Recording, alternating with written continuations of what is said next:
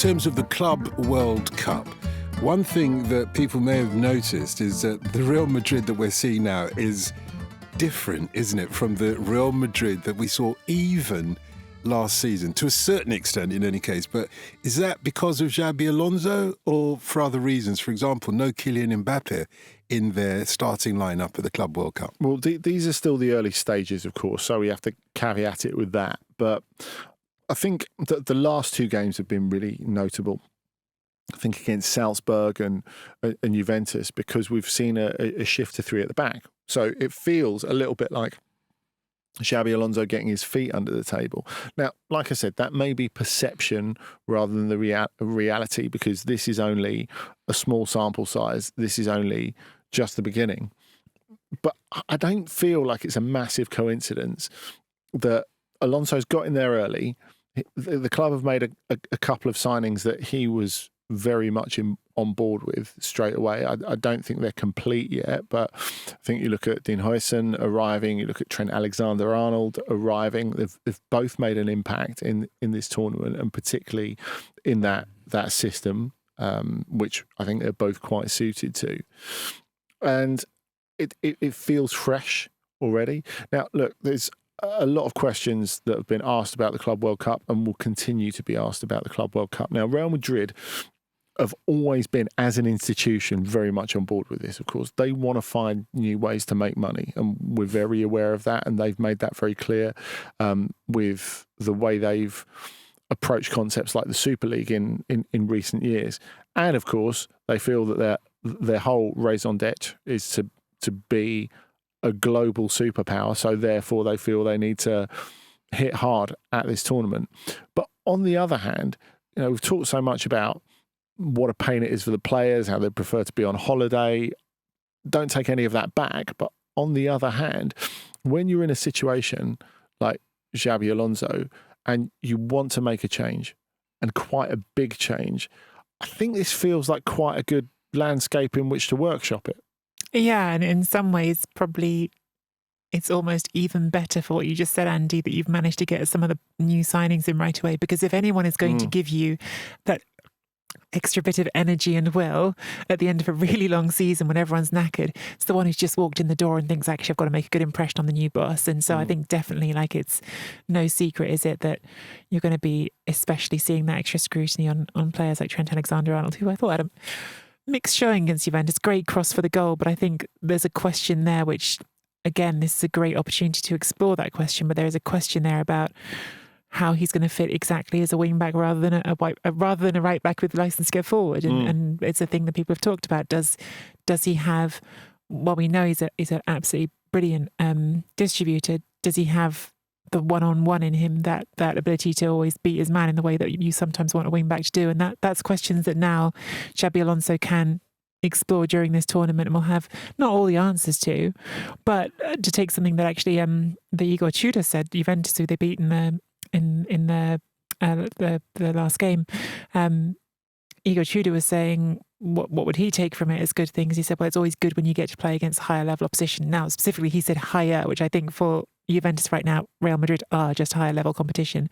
But even for Real Madrid, this is still playing against good teams, and getting to have that in a competitive setting and test those things out is certainly valuable. So I think exactly as Andy's just said it, there's lots wrong with this tournament, and I think there's going to be very different value that different teams are able to take from it. But I think for Alonso and Real Madrid, actually maybe quite a lot of value they can take from it. Yeah, I've heard you both sort of suggest that this is a test period. I think you use the word workshop period, Andy. A soft launch, if you like, for Xabi Alonso's Real Madrid. To what extent can we read into what we're going to see next season from Real Madrid from this current soft launch then? I mean, there's almost no such thing as a soft launch when you're Real Madrid, because you're still dealing with Marca. You're still dealing with everyone back home who are going to have things to say about what you've done. You're not going to get away with anything out there. You're not going to get a free ride on anything. If they'd gone there and they'd embarrassed themselves in the group stages, he would already have his tenure on fire, frankly. So it's good for Alonso and Real Madrid that things have not gone that way. But I think we're absolutely seeing real plans being put into place. One of the things that you've heard a lot coming out of that camp and from the people who are on the ground at the moment reporting is Alonso is so much more hands-on than Carlo Ancelotti. He's so much more involved in the minutiae of the training sessions. He's so much more demanding in specific ways of the players as a collective. And I think that's a fascinating dynamic in general with this tenure, because actually it's kind of a thing on the other side that I think always worked for Ancelotti and arguably also for Zidane, was that they are a bit more hands-off, because at Real Madrid you've got all these superstars and you have to give them some trust and some space and say. So it's challenging to be that kind of manager in a place like Madrid. That said, all the noises right now are really positive. Alonso's a fantastic manager, but I think you are absolutely seeing the beginnings of a culture change that is going to happen. And there are going to be many, many fascinating threads to that culture change, including Kylian Mbappe, who came off the bench against Juventus and has obviously missed the start of this tournament with illness. So there's going to be lots of fascinating threads to that, and we are only going to see the very beginning of them here. But I think the tactical side of things is definitely real. I think what Andy's just been talking about, trying the three-man defence, even the subtleties of that three-man defence, I think you saw against Juventus first half, that defence, if anything, was a bit too deep to the midfield. There was space for Yildiz to get into in between them. And then you saw in the second half Tchouaméni specifically stepping out a bit more and taking on that role of filling the gap between. I think stuff like that is definitely being worked out in real time. And if Xabi Alonso were here, he would say, don't get too hung up on the shape of the team. And I think you really hit the nail on the head there when you're talking about Tchouaméni stepping out. So we think of it as a positional change for him, or maybe potentially a more permanent positional change for him, because he played a lot at centre-back in a 4 last season because they were stretched. And I think it's worthwhile focusing on the defence of Real Madrid, because that was their major problem this season. So whereas we might want Xabi Alonso's Real Madrid to play beautiful football and stuff, he has to sort out the defence first before they can do anything. And he will tell you that it's about stages. It's about getting them in a position where they can win regularly above everything else. He's not going to be able to work it the same way as Leverkusen, because he said when he got in the building, he needed to make them competitive. Look, he doesn't need that stage. He can't have that stage. They just need to win every week from the get-go. And that is the way things are at Real Madrid. But in terms of Tchouaméni, maybe this will work, and maybe a little bit like Klopp and the difficult bits of Klopp's final season at Liverpool kind of set the table for Arne Slot. Maybe the back end of Ancelotti and some of the things that he needed to make up on the fly will work well for Alonso. And Tchouaméni is one of those, because he played a lot of centre-back last season in a 4. So in a 3, it seems obvious. Now, look, I think defining it as a back 3, fair enough, because it's Xabi Alonso, we do that. But really, it's not a million miles from when Barcelona had a 4 under Pep Guardiola. They had 2 really attacking fullbacks, so Dani Alves and Maxwell. And when they went, Sergio Busquets dropped back and made the 3. So I think that's, if he were here, and maybe one week he will be. There's a spare chair. I was going to say, we have got space. Yeah, if you're listening, Xabi. Maybe that's something he'll point out. I think the other point to make, it is all about the players adapting. So not just adapting to what he wants, because I don't think it's that rigid, but him picking out bits of them that maybe they didn't feel was their role before. So I think he always trusts his players to define the role. In most cases, he gives them a brief and he says, okay, you want to interpret, however you want to interpret this, I trust you. I trust you to do that. So I think when we look at Trent Alexander-Arnold on one side, who, as you say, is, we think of him as he should be a great wing back, because he's going, even if he's going from a 4 to a 3. Yeah. But the fact is, you're right, he's not that full back that marauds down the outside. It's his quality of passing that makes him such a brilliant attacking player, isn't it?